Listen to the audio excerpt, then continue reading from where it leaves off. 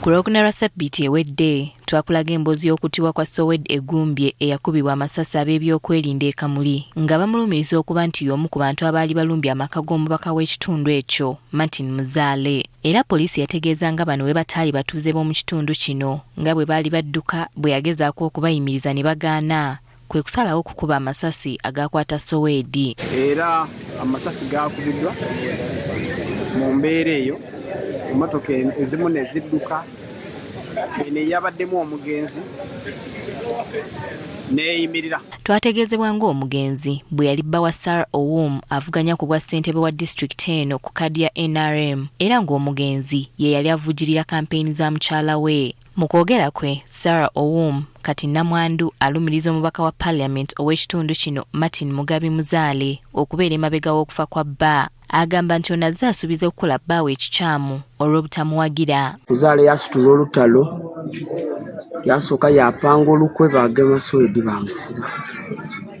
Twabitegeera byona byona n'abantu abandi. Ab'enganda z'omugenzi basambaza ebyogerwa poliisi nti omugenzi yali agenda kutuusa obulabe ku mubaka Muzaale ne bategeeza nga naye bwe bamukubira bukubiza essimu nti batuusizza obulabe ku omu ku bawagizi yali avuganya omubaka ono kati bwe yajja okutaasa kwe kukubibwa amasasi. Nenfuluma motoka ne mbabuuza obuzibu buliwa?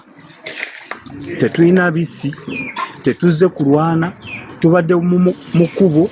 Bano era bagamba nti poliisi yakuba omugenzi amasasi nti yo yajjawo oluvannyuma kutwala mulambo. Magye ge gaatugoba ne poliisi.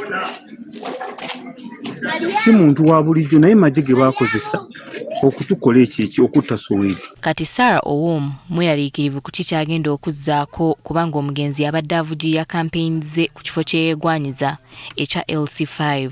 Bw'atyo asabye abantu okumuyambako. He has just been a supportive husband. He has been a father. He has been a friend. Ndinena kuyamaani ntisobola na kugema muzindaalo ssaawa eno nga munange n'akamala omuwerekera okuba nga nsobola otambula mu mataka. Ono agamba nti ekyokufiibwako bbaawe tekigenda kumumalamu maanyi era waakusigala ng'avuganya. Amabugo ge musobola okumpa nago ag'okusimba layini mwena nga 24